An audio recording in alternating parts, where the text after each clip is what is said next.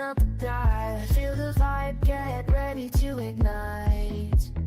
Untold stories in the airways, flying through the night. Experience voices, tales so bold. Streaming live, the truth unfolds. Untold Radio Network, where secrets come alive. New episodes daily, the mysteries thrive. Great guests, super chat, so I remember I share and subscribe. Join the side where truth can't hide. Aliens in the alley, UFOs in the sky. Cryptids lurking, oh my, oh my. Ghosts in the hallway, whispering your name. The paranormal, the unexplained. Become a VIP, get the inside scoop. Unlock the mysteries, be part of the group. Live streaming stories, they're talking to you. Super chats buzzing, join the crew. Untold Radio Network, the secrets come alive. New episodes daily, the mysteries thrive. Great guests, super chat, it's a wild member ride. Share and subscribe, join the side where truth can hide. So if you've got the guts and you want to explore, tune into the Untold, it's what you're looking for. From aliens to ghosts and all that's unseen. Untold Radio Network, where the world's mysteries convene.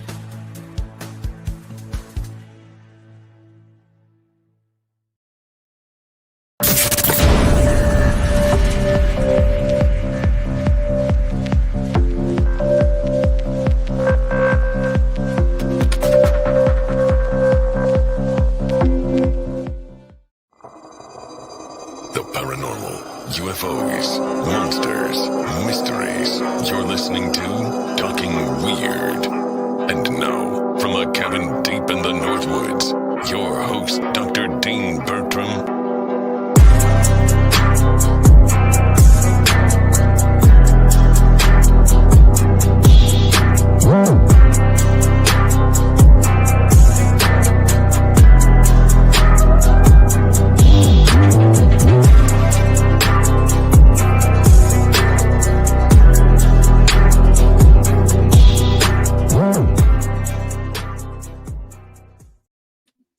Greetings, all my fellow weirdos and weirdettes. Welcome to Talking Weird on the Untold Radio Network. I'm your host, Dean Bertram, and on this very chilly, rainy night in the Northwoods, I'm delighted to have you all here as my company. And if you're watching after the show goes live tonight, I'm still grateful that you've checked us out, either where the videos are archived on X and on Facebook and, of course, on YouTube, or on any of the many audio-only podcast platforms that all of the Untold Radio Show Network or rather the Untold Network radio shows go out on. So thank you so much for being here with me. I'm really looking forward to chatting to my guest tonight. I've seen him a couple of times. I met him at Milwaukee Paracon, and he's helped me a little bit with the feature documentary that I'm always talking about, the man who invented flying saucers. He's also got a great knowledge of UFOs and all things strange. He's a photographer, videographer, and certified drone pilot based in Madison, Wisconsin. He hosts the YouTube channel Alien Wisconsin, which is excellent. His videos are just they're amazing quality. It's definitely worth going and checking them out. And in those videos, he explores UFO phenomena through in-depth interviews focusing on how these extraordinary experiences transform people's lives. So I'm delighted to welcome to Talking Weird, Ian Stephen. Greetings, Ian. Hey, thank you so much for having me tonight. And it's so great to see you again. I was only with you on Saturday when yourself and myself and Samantha went into the cavern world to shoot a sequence for the man who invented flying saucers down near you. Yeah, it was kind of amazing too, going underground and seeing the strange, geology is really kind of unusual when you're 20 feet under the earth, you know? You captured some amazing images down there actually for me because you were operating camera, which was fantastic. And some of the rock formations looked alien themselves. So strange. And we're probably going to come back to Shaver later because there are some things which aren't totally unrelated to suggestions Shaver and Ray Palmer, his editor, made way back in the 40s and the 50s regarding UFOs. But I guess where we jump off is, I know how much you know about this stuff. You've done some fantastic overviews on your channel that I've been watching. Maybe because we're going to be talking about the most recent UAP hearing in Congress last week, and we're going to be talking a little bit about the Senate interview with the head of AARO today. But Sure. maybe you can lay a little bit of the groundwork for people that got us to the current, what got us to the current hearings, which took place within the last week. Well, I mean, it's an interesting time because it's kind of like the modern UFO landscape kind of kicks off in 2017 with the New York Times article featuring the now famous Tic Tac image on the cover with the Nimitz, which is the ship that it was photographed from. I guess I don't know if you entirely call it a photograph if it's an infrared video camera, but whatever that would be called, I call it a photograph. And that kind of like, it's a really big moment in ufology because the paper of record in the world is pretty much the New York Times. And it's through a lot of back channels that we get to that point. But eventually UFOs and the UFO idea starts to become an issue that bursts into the mainstream politically. And I've had a real interest in politics forever. And not necessarily in like the, go team blue, go team red, but as in I just find the process of politics very interesting and the mechanics of government very interesting. And so the idea that they're being rationally thought of, and we have the highest ranking people are dealing with this issue in a very serious fashion.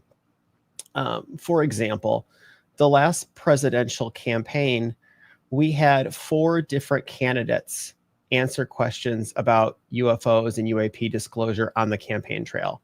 Completely unprecedented historically that this would be an issue that would be handled at the highest level of office, including multiple candidates actually articulating a pro disclosure platform at the presidential level. Really shocking. Absolutely shocking. In the past, presidents have largely laughed at it, or they've been on, honestly, it's really been one person, the Jimmy Kimmel show in modern times since Obama, and even early Clinton interviews where Jimmy Kimmel always asks people these UFO questions. And because it's a comedy show, they can kind of go, oh, ha, ha, ha, sure, I'll take a look, or yeah, he. And then the audience laughs. And then what is anyone going to say? That's not a policy. You're on a comedy show, Oh, I was making people laugh. But it's completely different when, for example, this campaign season, the first person to articulate it was actually Chris Christie. So he was asked shortly after the 2023 UFO hearings in front of Congress. It was a cultural issue. He initially mocks it, but then actually does make a muddled pro disclosure government transparency argument, which kind of surprises everyone. Then Vivek Ramaswamy chimes in. He makes a similar, even more pronounced, we're going to get to the bottom of this. Eventually, Donald Trump does the same, and RFK. And Donald Trump articulates it multiple times on multiple podcasts, saying that he's going to disclose more. His is not an absolutist position. I want to be really clear. He just says that he's going to work more on it. And so it was really interesting to kind of see that happen. I made an issue or an episode about that, but I know that if anyone who's really into politics might go, oh, wait, those are all Republicans, or RFK is now a Republican. Well, it's not just like Republicans are good and Democrats are bad. That's actually not the story at all.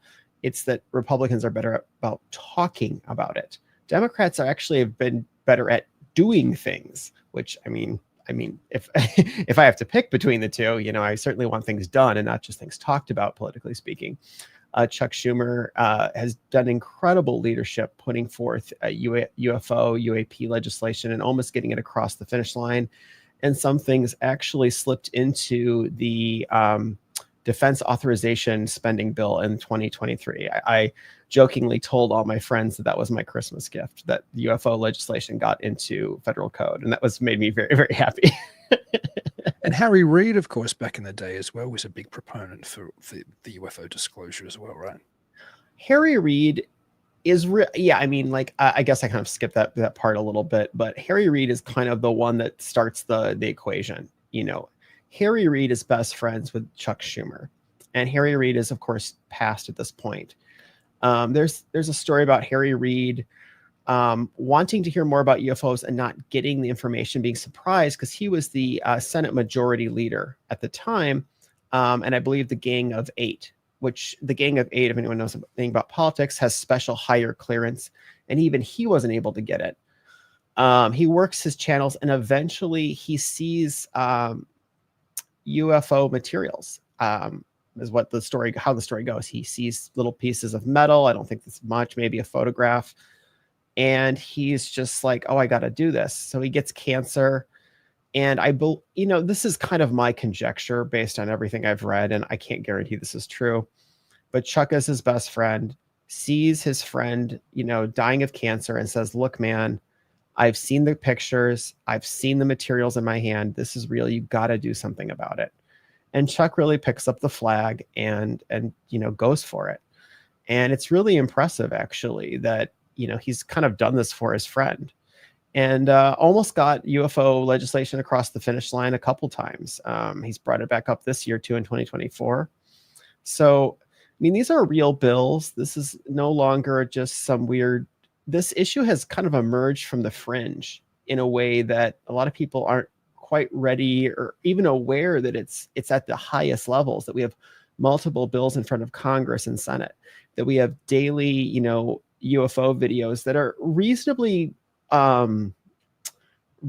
believable, or even high quality ones with witnesses and people's cell phones, and sometimes even military cameras that leak out. So the issue is really kind of growing up. It's having like its puberty moment where it's kind of coming out of the people who no one, you're not wearing tinfoil hats anymore. You really need to be wearing a suit at Washington, D.C. right now to try to get ahead of this issue. Anyone who's doing anything is rushing to the seats of power and trying to influence things, It's interesting too. I remember way back in the day, and this is going back to the 60s, I believe, maybe in the 60s, I think Barry Goldwater, who was, of course, a Republican presidential nominee, and he was also sitting senator for Arizona for many, many years. He wanted to get into Wright-Patterson, and they wouldn't let him in to see to see Hangar 18 at the time. So there is I think this bipartisan interest, but you're right regarding this acceleration at the moment. Nixon had a question for you, and he said, who blocks it from passing, when you were talking about the type of legislation that Schumer was trying to get across the floor? Interestingly enough, that the most recent thing that got blocked was the this is kind of funny. The rumor went out on UFO Twitter that it was a Republican senator, and everyone pointed to Ron Paul, and they're like, oh, that Ron Paul. And of course it wasn't him. It was Mitch McConnell, the devil incarnate, of course, so of course it was Mitch McConnell. I mean, I genuinely like politicians on both sides of the aisle. I really do. But it's just Mitch McConnell has been an obstacle in my life in almost every way you could imagine. In every piece of legislation I appreciate, he seems to pick the polar opposite. I think McConnell tends to be very much, and there are people on the other side as well, very much these entrenched establishmentarian figures that don't seem to be trustworthy, to be quite frank. I don't think they're interested in the will of the people at all. Speaking of people I do think are interested in the will of the people, though, you actually got to meet Tulsi.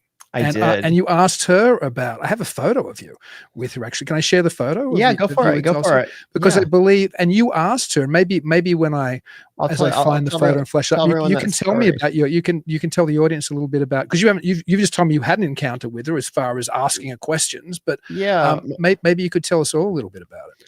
Well, so here's the story. So my friend, one of my friends who is also into UFOs, she said that Tulsi Gabbard and Kennedy were going to be speaking in Madison. This photo was taken maybe 4 weeks ago, maybe 4 weeks ago.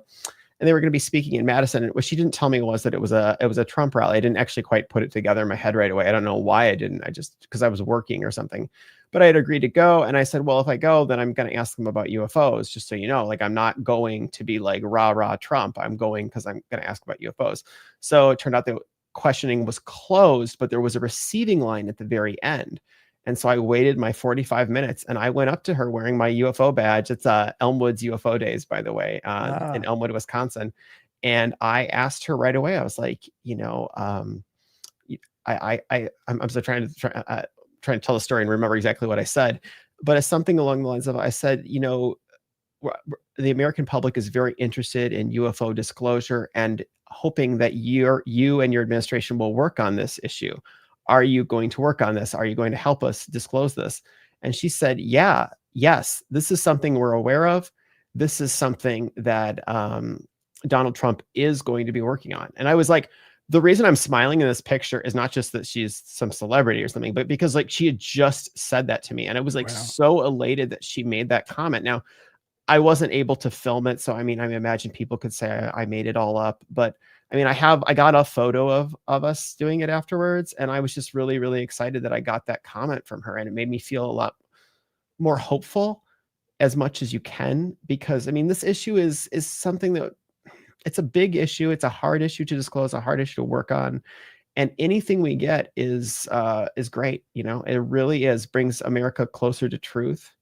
And I also think that disclosure kind of takes humans to the next stage of evolution, because like we've mapped every square inch on the planet with our satellites. There's no like secret island or something. We're not going to find anything like that. The only thing left to explore right now is going into the stars. And that's where humanity has to go. That's the next phase. And as soon as you realize that, oh, look, these other people are doing it too, why don't we give it a try? Maybe they could give us a step up. Like, it starts to project a future optimism onto humanity in the direction that we could go. And that's what I really want people to think about. Like, I feel like much of our lives we've been given this kind of very negative narrative. We see the Death Star blowing up the planet. We see Independence Day where the spaceship flies over the White House and it blows it up. But what if the narrative is much more nice than that? It's just, hey, why don't we help you get up there? Why don't we share some technology? Why don't we have trade or commerce with these people? How about, we get rich? How about we live longer? These kind of things are things that like I would like to kind of counter the extremely negative portrayal in the media with like a slightly more optimistic one. So that's just kind of how I think about the issue. Yeah, I mean, I think about it in all kinds of weird and wonderful and strange ways, but it always has interested me how the contactees of the 1950s, the George Adamskis and people like that, who had a very positive message, was so easily dismissed by the nuts and bolts mainstream ufology. But when there were stories of other contacts with ETs, as long as they were negative sounding, like abduction, they were eventually, latched upon and became such a major part of the narrative. So there does seem to be this reluctance to look at this in any ways as a positive, or the positive potentials of it. Now, maybe there aren't any positive potentials. I mean, Yeah. I have all kinds of these mixed ideas myself, but I definitely get your point. To segue a little, let's jump into the congressional UAP hearing. Sure. Of last week. What do you think? What did you find of interest of it, and what do you think are the big takeaways from that? It was really two different exciting kind of moments. Like, I mean, really it's maybe three. One was that it really started where the last hearing left off. So we had the alien bodies last year, and now just kind of like double checking that with a couple of witnesses. Yep, alien bodies, recovered crafts. Yep. And so that was just kind of like, there was this idea that the representatives really wanted more information, and they did get it, but it wasn't as titillating. Like you've already hit that high right away. Like, yep, we've recovered crafts. Yes, we've recovered biologics. They didn't say bodies originally. They said biologics, and then they said bodies. They had them repeat it. I think one of the interesting things is that breakout moment last year, the alien bodies comment, was between Representative Nancy Mace and David Grush. And so Nancy Mace is so empowered by that moment that she grabs the reins and she leads the next hearing. I think that's a really interesting moment. She's like, holy crap. Like, and this woman's a fighter. She was one of the first women to ever graduate from the Citadel 25 years ago. Really kind of a trailblazer. in terms of a woman in a military college. So this is a tough woman. So the next thing that happens is the two big takeaways that happen is there's a lot of secrecy. And we all know this, but it's overclassification. Overclassification. We can't tell you when, we can't tell you why, we can't tell you even the ideas. Like Michael Schellenberg holds up all these redacted documents that are so redacted that there's almost no words on the page. It's like, yeah, that was one of the most powerful moments, I thought, of the whole thing. And I think there's this there's two ideas that come from that come out of that as a side is like, if you're watching this, they're talking about the secrecy. Like, I understand everyone at home wants to see them bring in a flying saucer in an alien body or something. Everybody wants that. That's not going to happen in an open hearing that's not even classified. But there still were amazing things. And so when we're talking about those secrets, there was definitely an air of conservatism in the room over last year's hearing. There was definitely an air of conservatism. And what was being asserted was that money was being wasted, or that there was excessive government bureaucracy. It was kind of like the conservative attack on UFO secrets. And I thought it was an interesting attack. I don't care which tools or mechanisms are used to get the secrets out. If it's conservatism, if it's fiscal thriftiness, go for it. But that was one of the changes. But it also kind of lends you to the idea that maybe the secrecy is being used to cover illegal acts, to cover crimes, to cover embezzlement, to cover waste. It isn't necessarily just alien bodies, cool. It could also be used to cover crimes. When you have so much secrecy on an issue, what ends up happening is you start to question the very fabric of the United States of America. Do we have civilian control of the military, or does the military control itself? And that's really what got at the core of this hearing, that like, I know it's not as exciting as what everyone in the paranormal world wants to hear, but if they're hiding things and they're governing themselves and there's no one watching, that's a terrifying thought. We don't know what they're doing with the money. We don't know what they're like. Maybe it's all made up. And if it is, maybe it's the greatest case of embezzlement in human history, but it's still an interesting story either way. The next big takeaway, of course, was two words that I've been saying to my friends for weeks, and they all think I'm Looney Tunes, which is fine. You know, it's normal, was Michael Schellenberg's incredible reporting on Immaculate Constellation. Immaculate Constellation took kind of the UFO Twitter like a firestorm. Yeah. So Michael Schellenberg is not a UFO person per se. He's really not. He is mostly an environmentalist and a writer and has a Substack. He's testified in front of Congress like 18 times on different issues. Just an incredible, like, he's super interesting journalist. And I've been following him on other issues for years. And he gets a whistleblower complaint about a secret government project called Immaculate Constellation. And what is it? It is essentially a umbrella organization that holds all sorts of information in terms of like video, radar data, infrared data. He kind of hinted at, if you read all the documents, like pressure sensors that somehow can detect changes in the atmosphere. I don't quite understand that scientifically, what that would be, but different sort of military technologies and military sensors. And they have a system that they are using to track UFOs as they appear in Earth. And I think appear might be the operative word. That is kind of interesting. They don't seem to, fly by Saturn and show up. They just seem to appear in our upper atmosphere. I don't understand how, but that seems to be what it is. And so there's all these mechanisms and all this data. And then that data is actually also, this is all based on the reporting, the stuff I'm saying, by the way. I'm not trying to make this up. It's scraped from other intelligence sources first, and then they cut out the UFO stuff, and then they give it back to someone who is like, using intelligence for the Ukraine, Russia war or whatever other conflict. So they try to cut that stuff away first so that it doesn't go into the mainstream intelligence systems. It said that there's a sophisticated mechanisms. It was very vague how that's done. I don't know if it's AI. I don't know if it's, no idea. But his testimony is reporting originally on a Substack. Then it appears on the Joe Rogan Experience, which is the largest podcast and frankly the largest media platform in the world at the moment, for like a single show. And then it I think it was on Newsmax as well, or News Nation as well. And so the importance of his reporting is that Nancy Mace even calls out his reporting as reason to get this hearing back on the books, because this program is operating illegally in opposition of Congress. That's one of the key takeaways of this whole thing, was that Immaculate Constellation has no congressional oversight. And Michael Schellenberg, again, this is, people want bodies. I'm going to tell you the legal mechanisms used to obfuscate this program.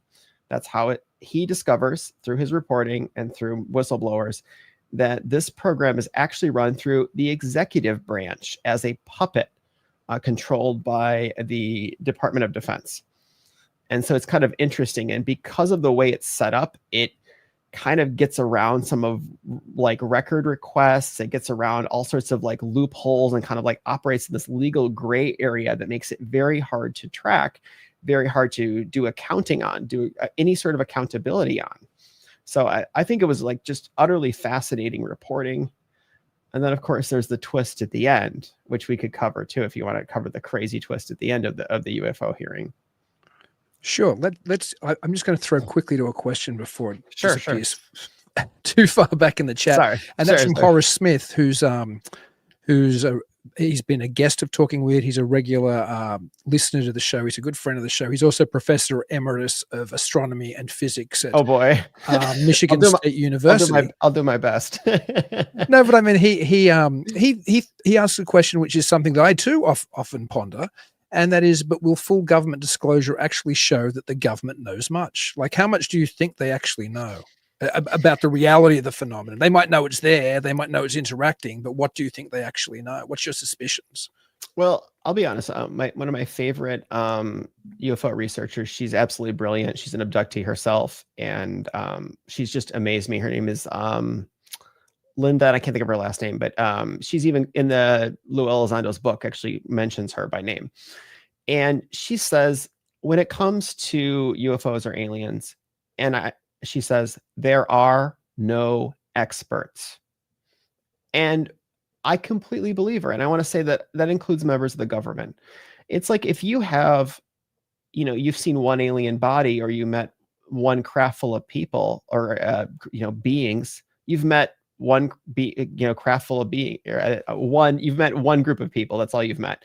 It's like saying that if you had, a Ford Taurus, if the aliens found a Ford Taurus, that they would know all about the automotive industry on Earth. No, they wouldn't. And if they've met 5 Earth people, they've met 5 Earth people. You wouldn't really know that much. There's no experts.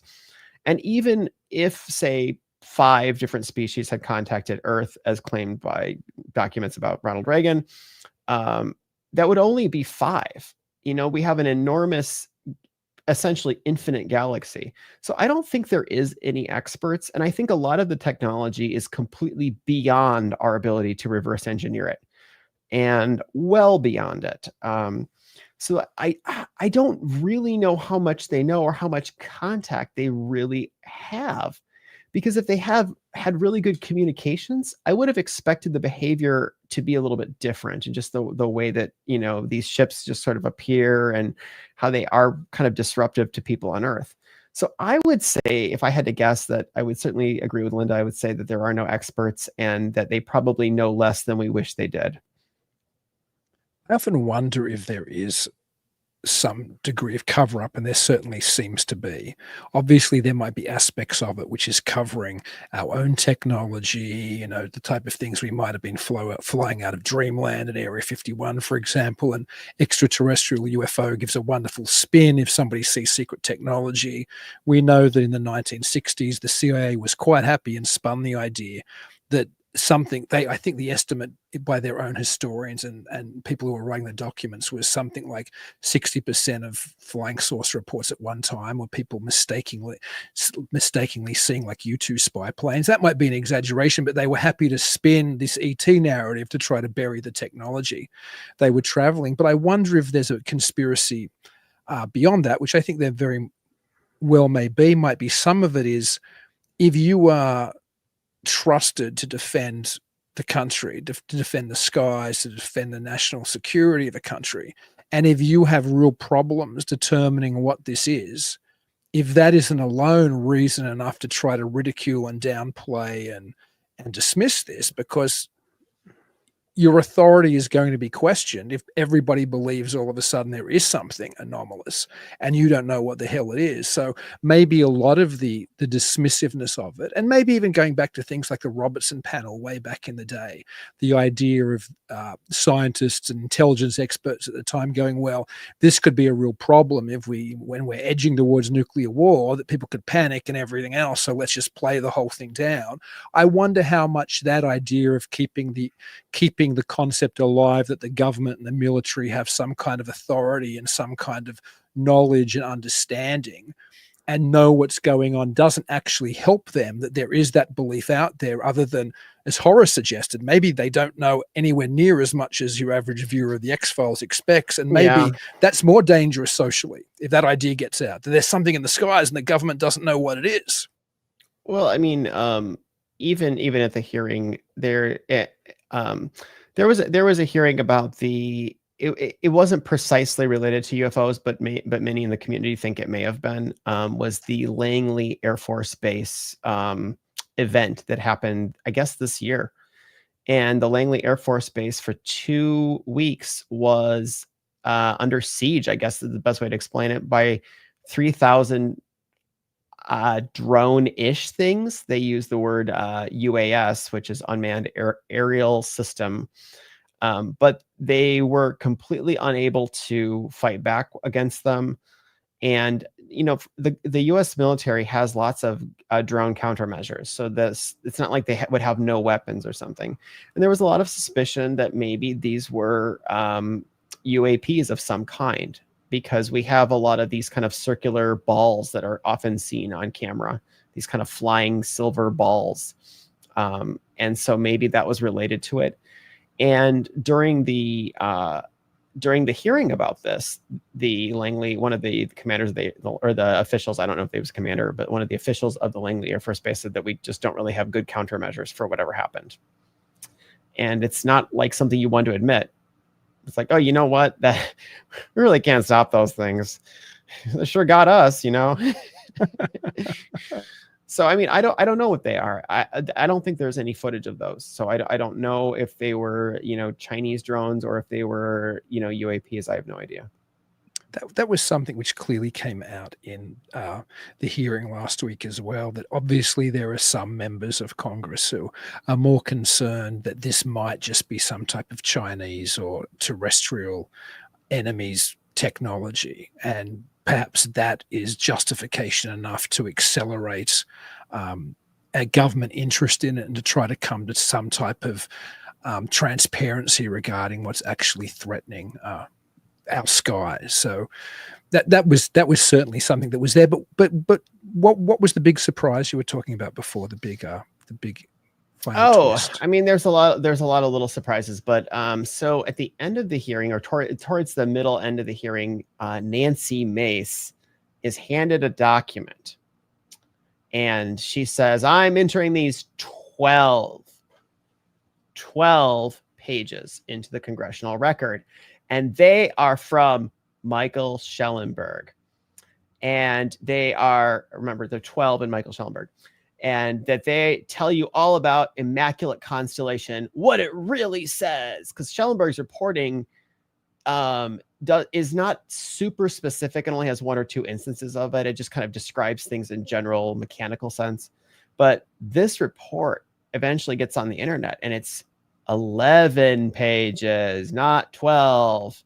It's 11 pages. So then Nancy Mace is like, oh, well, I made a mistake. The last page was blank. And then they show this blank page. And then Jeremy Corbell says, no, I gave you that, and it's 12 pages. And the first has my name on it. And it says where I got this information. And then Michael Schellenberg says, that is not from my reporting. Those 11 or 12 pages have nothing to do with my reporting. So there was this like big moment of like, What is this document? Was Nancy making a mistake? Was she trying to cover for the fact that it came from Corbell, who is, does a lot of really great work, but does not have the journalistic pedigree that Michael Schellenberg does, and not even close. Was this a deception? Was it simply a game of telephone and she misheard and tried to cover her mistake? Don't really know. But I will tell you, that document it's a banger. It's crazy. It has a morphology of the known UFOs, broken down with what they look like and what the reactions, what physical reactions people have to them, both physical and mental reactions. One of them just blew my mind. I mean, I just want to be clear. I don't know if this document's true. It's impossible to know. That's I wanted to bring up the issue of where the information came from, but I still think it's a very salacious document. But one of them, it talks about how someone who saw this, I believe it's the Black Triangle craft, that they became aware of the Black Triangle craft, and the craft became aware of them almost on a mental connection level. There was some sort of mind to mind connection between the craft and the person. I was just reading this document, I was holy hell, is that what that means? Whoa, wow. And so I don't know. It's available to the public to read it if you want to read it. But it is really, really kind of out there. And Corbell, of course, is able to always somehow be front and center in the aisle behind the witnesses in both of the UFO hearings. I saw him there in last week's as well. So he's always hovering on the edges. I didn't see Knapp was there last time, though. The hearing last year, George Knapp was sitting next to Corbell. I didn't see Knapp in the audience today. I don't know if he was just out of camera or the audience last week, rather. I only saw a handful of people I recognized in the audience. I guess it's really hard to get in the audience. It's there was a line going out the door almost around the block of people who drove in. But Corbell's always front row. He just manages to get in that front row right behind the witnesses on the stand. So he's obviously got some pull. Yeah, I mean, I think he's probably friends with Tim Burchett. To get in the front row, right, you have to be a congressperson has to basically place you there. There's just no other way to get in the front because you're on camera too. They don't want some random person, making gang signs or something absurd, or you know what I'm saying? I mean, right. It's serious. It's they don't know that's why those people who are protesters Absolutely. Are always in the back. They come up from the back. It's because only the guests of the representatives are going to be in the front row.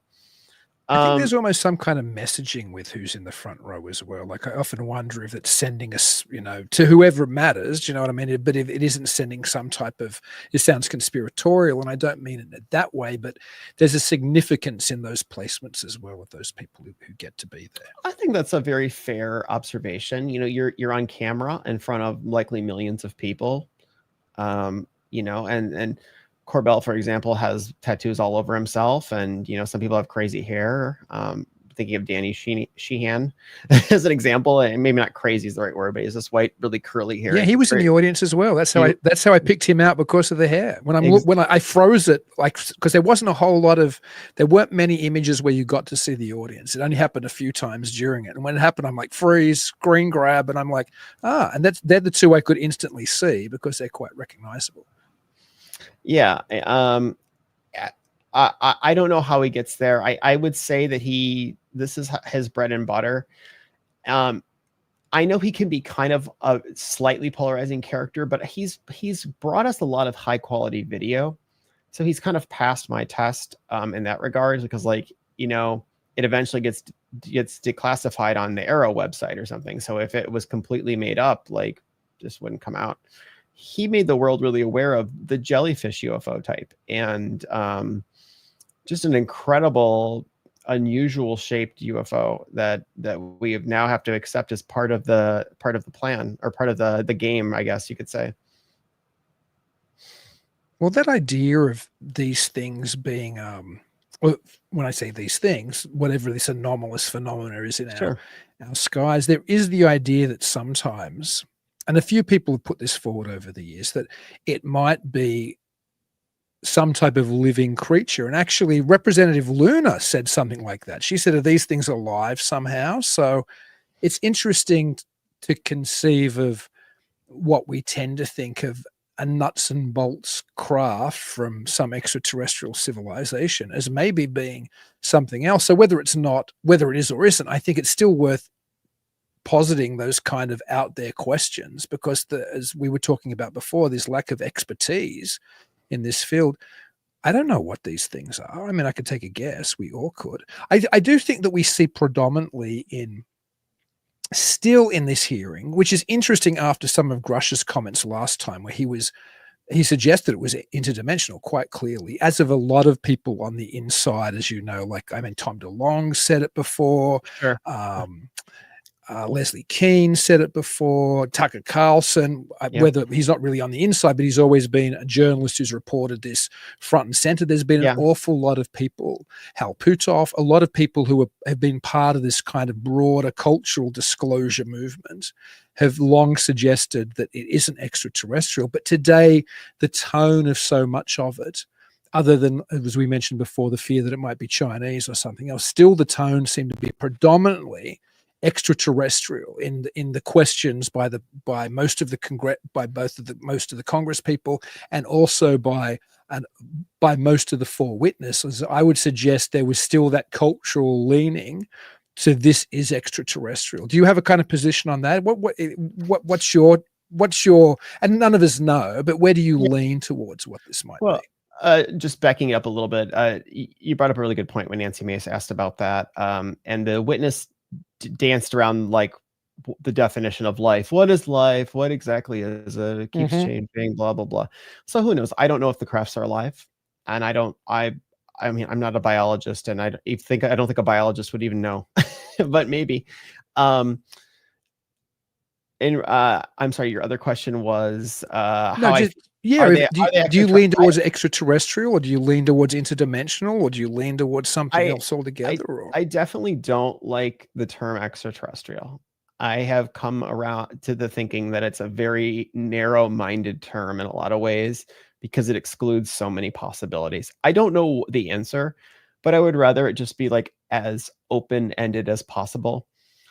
You know, for example, like, would you consider an artificial intelligence that's been roaming the universe for millions of years, like looking at things that has no real home? Would you consider that extraterrestrial? I don't know. I wouldn't, maybe. What if it's born in space? What if it's, the time traveler? What if it's the other dimension? Like, I just don't like extraterrestrial. I think it sounds too like 1950s sci-fi movie to me. So I actually kind of have come around on the NHI, the non-human intelligence acronym. I kind of like that one. I still say alien and UFO just because my audience is not, as far as I can tell, is not the most sophisticated audience. I have like a more general audience, and I try to make my content more for that average person than I do someone who sits through these UFO hearings. On the other hand, I still have to cover the UFO hearings because they're cataclysmic events in this world. So you kind of have to bring up, like, you're not going to ignore them and be like, I would rather tell Susan the farmer's story than I would cover like the fact that Congress and the Senate are taking UFOs seriously and drafting legislation on it. I think you have to cover those in this world, if you're being an honest actor and wanting to convince people of the truth. Yeah, it's interesting that something you said then, I think, was quite striking, whether it's Susan the farmer or whether it's the congressional hearings. I think there's been, and I think it's an unhealthy aspect, to be honest, of ufology. And I mean, most people probably don't agree with me, but it's certainly something which I find problematic, is that there's almost this expectation that the government know what's going on, and if we knock on the door loud enough or have enough hearings or whatever, we're going to find the answers. The government are going to tell us. So we haven't trusted since the 1940s, and this all started anyway. And I wonder if the real answers aren't with Susie the farmer, or aren't with, another person who's had a contact experience, whether there isn't.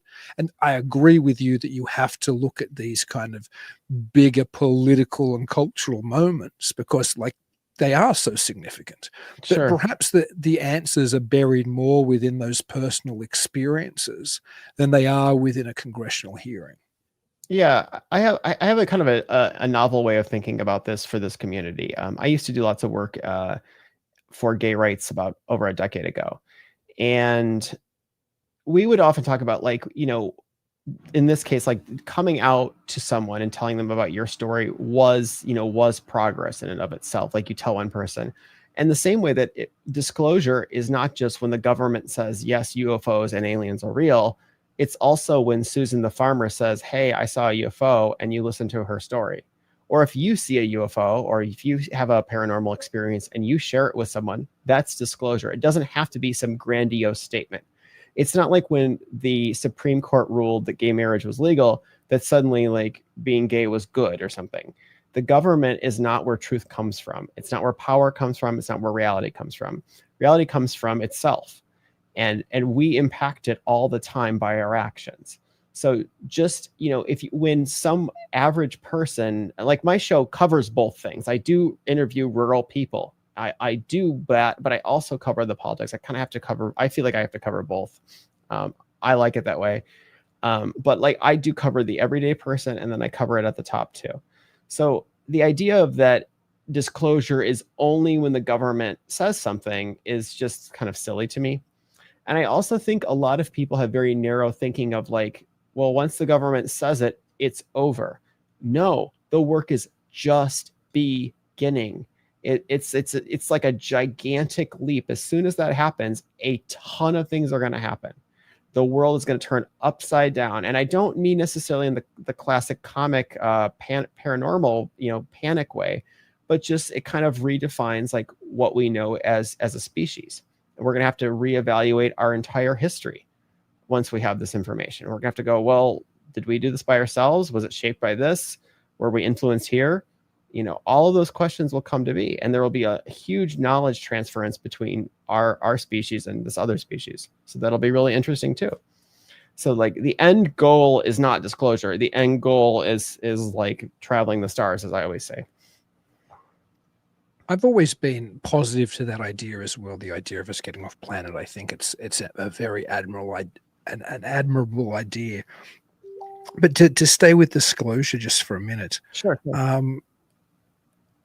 To be honest, my big fear, it's not a fear, that's the wrong term. It's not something I'm actually sitting around afraid of, but my suspicion would be if there was a moment of disclosure that the same government that the UFO community hasn't trusted since the 1940s to tell us the truth, why would we assume they were telling us the truth now? Like, there are all kinds of reasons why disclosure might be dropped. I mean, and it mightn't even be just to trick us. It might be to trick a foreign competitor. It might be to distract us from something politically happening at the time. I mean, there's probably hundreds of reasons I couldn't even think of. So I do think there are people within the UFO community, probably too many, who their biggest dream is to be told that kind of X-Files version of reality. Yes, we got a craft at Roswell. Yes, we got dead bodies. Yes, we had deals with the extraterrestrials. Yes, alien abduction is extraterrestrials coming here. And everything you've ever believed is true. I think that's what so much of the UFO community wants the government to tell them, to feel for some reason justified. But I wonder if that desire to be told couldn't become detrimental and could be used against people to throw us off the scent of something else. Yeah, it's such an unknowable thing. I mean, I can tell you that historically speaking, the existence of UFOs has been used politically in America multiple times, and has an interesting story in the Cold War as well. It really could be a show in of itself as all the different occurrences of this. It's actually written into two different peace negotiations, the mention of UFOs. Ronald Reagan and Gorbachev restart their peace negotiations by talking about UFOs. They say something along the lines of America would come to the USSR's defense if aliens invaded, and right. Gorbachev responds, of course, we would come to your defense as well. I mean, that's a big moment because these two superpowers have nuclear missiles pointed at each other's head. So, I mean, very interesting history. And there is a value in just, having the secret knowledge. I read a really interesting Cold War story, a synopsis of it, where they talk about Russia told us that this was, I think, at the 50s or the 60s, that they had smuggled a nuclear weapon onto American soil and would use it if they wanted to. And at the time, we didn't have the ability to detect such a small weapon. And America responded and said, well, just so you know, we've recovered a weapon from a UFO and we are going to use it.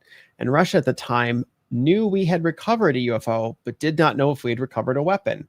So what ended up happening is it was a stalemate. As far as I can tell, both sides of the story were completely false. There was just a bluff on both sides. But it's an interesting point because like the fact that the Russians actually believed it meant that there had to be some possibility that it was true. That is interesting. I'm always interested how you mentioned the Reagan back and forth with Gorbachev, but how Reagan often had speeches where he would say, I wonder if we wouldn't put our differences aside, if we were faced by this external threat, and how science fiction has dealt with this external threat as well, whether it's the day the Earth stood still, which has so much to do with the way we conceive of extraterrestrial visitations today, whether there's an Outer Limits episode about tricking us to believe there's an ET invasion to try to achieve world peace, the original Watchmen, not the film, the Watchmen comic book, the arch villain or arch hero, depending how you look at it, Ozymandias in that stages an extraterrestrial destruction of New York City to bring the world together. There's an old conspiratorial book, which was meant to be real, but was probably a hoax, called Report from Iron Mountain. And just as a throwaway, because it's about that book's about continuance of government, and as a throwaway line in that book, dates back to the 60s. It's where we could fake an ET, threat, and that would bring everybody together. So there has been, whatever the reality of extraterrestrial visitation or non-human intelligence visitation or whatever, because it's been presented, I think, in science fiction, because it's been presented by world leaders, you can bet intelligence agencies in the know of what UFO reality is or not in the know of UFO reality is. I'm sure they've picked up and paid attention and thought, I'm sure it's been war gamed. I'm sure people have sat around and thought, how could we use this extraterrestrial, menace to our benefit, either in small things like the Paul Benowitz affair, which is, we could talk about it could be a whole nother show, or whether in something bigger, whether to distract America in a wag the dog type moment, or whether to throw off a foreign competitor's idea of the technology that we were developing and testing. So these are all the things which make me nervous about disclosure, I think. Not trying to change the subject too much. When I did my UFOs and politics episode, I teased in it that I found this poll. This was, by the way, this was at the poll was from the end of September, and this episode came out in the middle of October. And it said it was a poll that was polling all sorts of swing state voters and voters all across the United States. And they asked, it had a foreign policy question. The foreign policy question was, in the event of an alien invasion from outer space, which presidential candidate would you prefer to lead the nations of Earth in defense of Earth? And your choice was Kamala Harris or Donald Trump. Now, nationally speaking, it was split. In the swing states, by 10-point margin, they preferred Donald Trump to lead the nations of Earth against the alien invaders. And I reported on this poll. I didn't know if it was like, it was interesting this was even polled. I was like, I have to report this on my show of like politics and UFOs. It's crazy. And you know what? Guess what?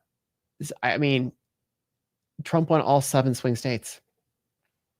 Just saying. I just mind blown that it's crazy that, I wonder if that's just kind of like, if you had to put everything aside and you thought some scary monster was coming, which of these two people would you pick? Which is kind of a weird question. I just wanted to bring that up because it seems kind of, I don't think it was unrelated. I don't think you were changing the topic. I think that's still totally on point. Let me change the topic now, though, because it was part of and we haven't even got to the Senate stuff yet, but maybe we'll do this quick, and maybe we can throw in a little bit of the Senate stuff in a minute. But it came up a number of times, even came up in the Senate stuff, I think, is the idea of USOs, these submerged, unidentified objects beneath the sea. Now, why I always find this fascinating, because it's becoming a thing again, whether it was in Hal Puthoff's paper about ultra-terrestrials a little bit ago, or whether it was in the two Harvard, and I think there was an MIT guy who wrote a paper in the last 6 months talking about alien presences or breakaway civilizations hiding on this planet. But to me, it goes back to the Shaver mystery, because both Sure. Ray Palmer and Richard Shaver back in the 40s and into the 50s said that these things were living under our Earth and also in our oceans, and they came out from the oceans. Like, they had no doubt the sources. Shaver was always sure they had to come out of the oceans. And now to hear this type of idea in a congressional hearing, Oh yeah, no, yeah. Shaver would be going, I told you Yeah. this back in the 1940s. So No, it totally did. The witnesses didn't know a lot about it, and the admiral wouldn't comment on it. Said he didn't know enough to say there was a pattern. But they asked if there was like a hot spot or like an area where they're always coming out of, and that seems to the data that I've read seems to kind of imply that there are a few hot spots of where maybe there's an underwater base. I don't know. 71% of the Earth is water, is ocean. Excuse me, is ocean. So, or maybe freshwater too, but. If you were trying to hide in a place you don't want to be bothered, hiding under the ocean would be a great place. Fascinating that Ray Palmer thought of this, and maybe he was onto something. I don't know. maybe. And that's a point that who was the Republican congressman? What's her name? I forgot now. But she made the point of, we only know 5% of the ocean of the Earth has been explored. So who the devil knows what's under there? What's her name? Was it Luna? I'm not sure which No, one. it wasn't Luna. Was it Nancy Mace, or was it? No, it wasn't Mace or Luna. It was the other.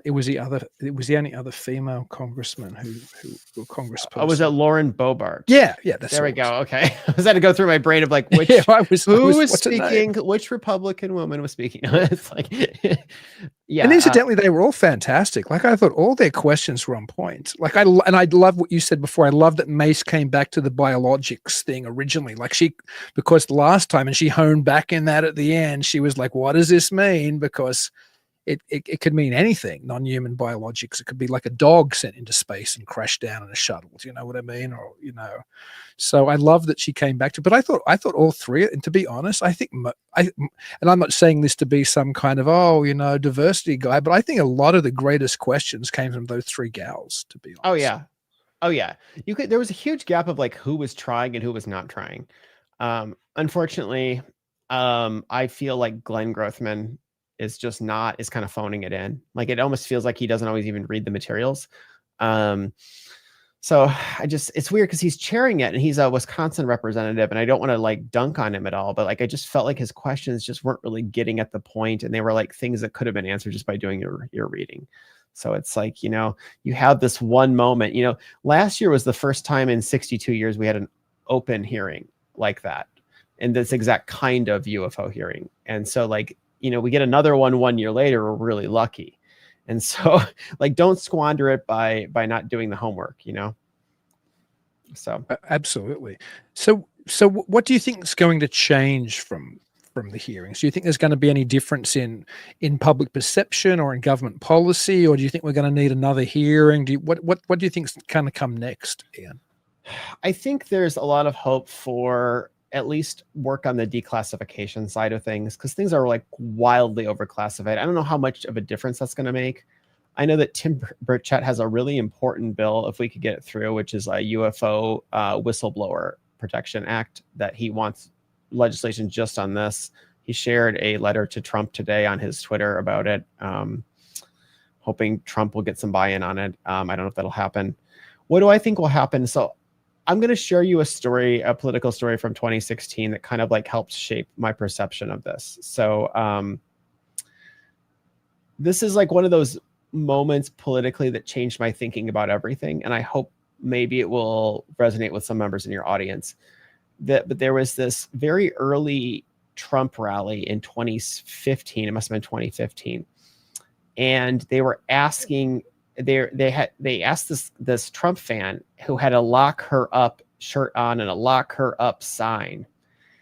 And the reporter says, "Oh, well, why do you want to lock her up?"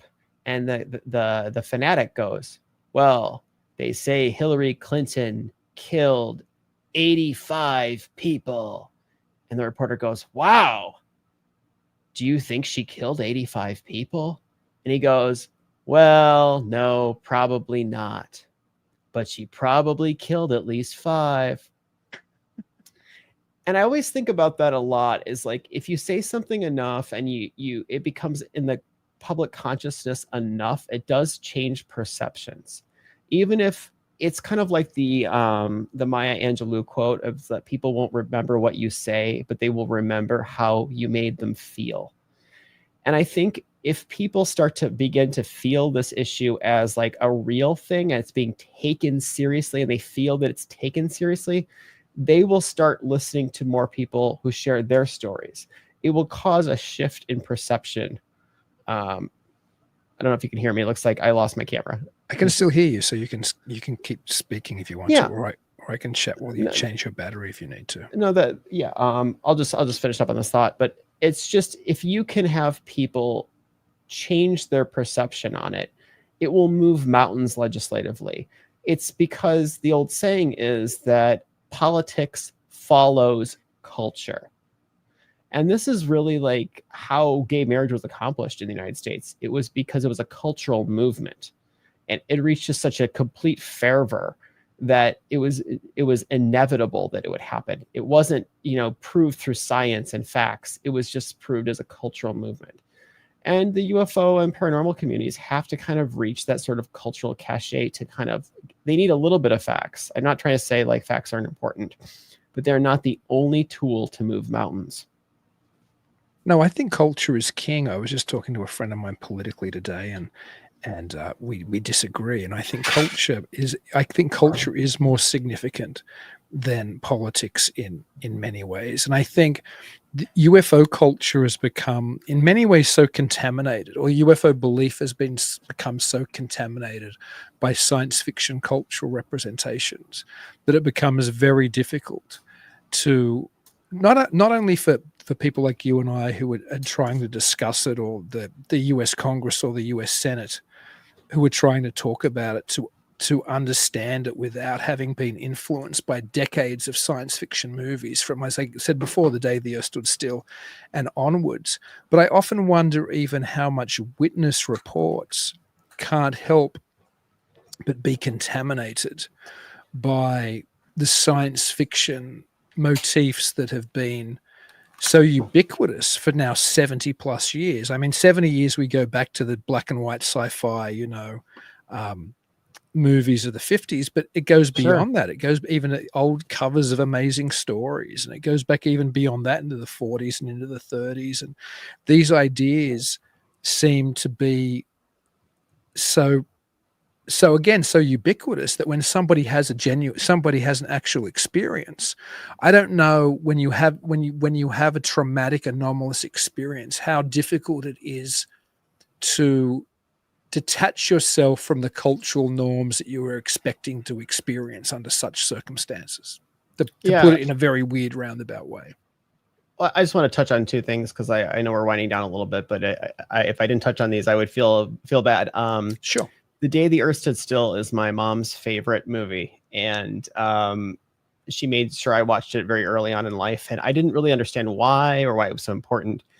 And then, of course, by the time I was in fourth grade, the Unsolved Mysteries was on television. They would do these UFO episodes, and for some reason, I just thought everybody believed they were true. And I remember bringing it up in school and being told, oh, that's just make believe. So I went home and I asked my mom about it. She's like, well, you're in fourth grade. It's time I finally tell you about the time I saw a flying saucer.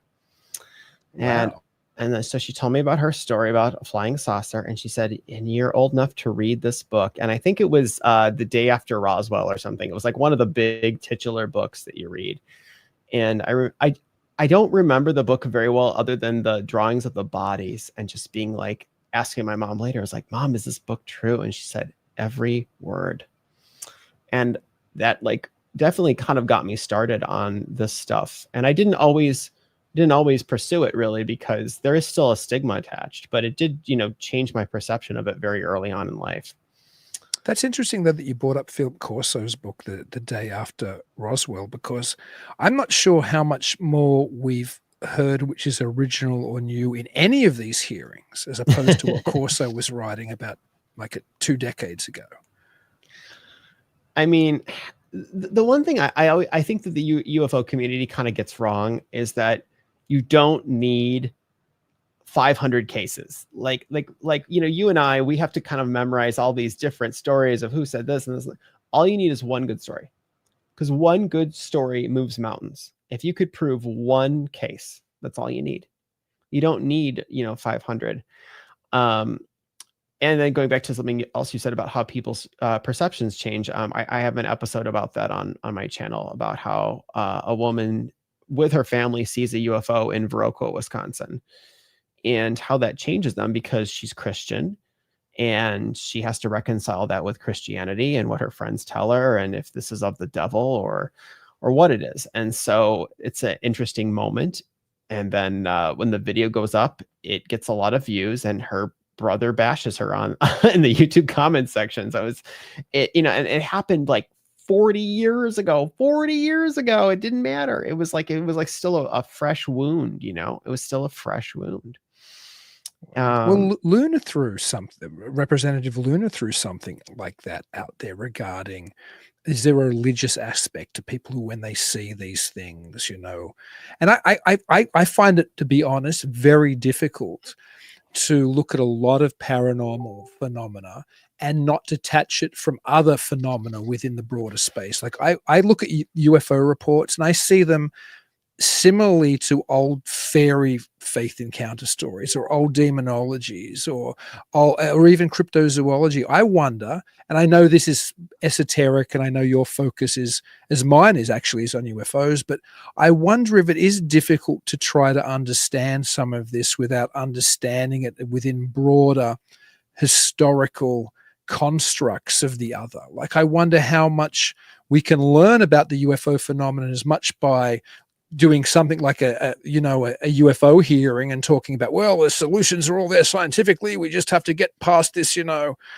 way that science fails us, which was, to be honest, a valid point, which a couple of people made in the hearing. But I wonder if we can't learn as much as Valet said back in Passport to Magonia by looking at these similar folkloric stories, or looking at these other occultic or paranormal or esoteric phenomena from pre-UFO times. Like, what does that tell us about it today? And that gets lost in a lot of this modern government-centric, scientific-centric type of analysis, which we see in the type of hearings which we've been discussing today. I hear you. I think there's a lot of value in that. But I want to be clear, and I hate to disappoint you, but I'm not your guy for that. I tend to I describe myself as focusing on American UFO stories from 1897 forward, is what I usually tell people. And it's not because I'm trying to be, I don't believe in anything, I don't believe that they didn't exist before that. It's not that at all. It has to do with just how much can one person learn. Like, real historians, which I'm not, but a real historian would maybe focus on, the Civil War, or they would focus on the War of the Roses, or they would focus on Chinese history from, 2000 BCE to such a number, because no person can really cover the entirety of time in any like meaningful way, and other than a very superficial way. So I tend to just focus on this, and then I focus on a subset of that of Wisconsin. And the reason I picked Wisconsin is because I live here, obviously, but I just wanted this kind of project for me started as just wanting to practice my videography skills and just going out and meeting people and filming them and just getting better at doing that. And so I found out how much I really enjoyed it and how much information there is. So that's kind of where I am with why I study those things. I wish I could. I'm not the Discovery Channel guy. Like he covers everything. The aliens guy with the big hair. You know what I'm talking about. So, what's his name? The aliens. I can't think of his name. Kosloski or something. Like, it's a Greek name, right? I'm not saying it's aliens, but it was aliens. Yeah. Gosh, his name slipped me. But you know what? You do an amazing job. Like, I was so impressed after I met you at Milwaukee Paracon, and I watched your videos. They're amazing. Maybe tell people how they can go and check out. Your videos now. I'm on YouTube at Alien Wisconsin, and that's the best way to reach me. I have a Alien Wisconsin Facebook page as well, and definitely open to suggestions. And especially if you have a story and you're in the Wisconsin area or your thing happened in Wisconsin, I would love to interview you. So always looking for people who are willing to come forward and share their story. And I will be respectful and do my best job to bring your story to life. And Samantha Krause, my amazing girlfriend, just said George or Giorgio Tsoukalos, and she's not even a big UFO person. So thank you. How did you know that and we didn't know that?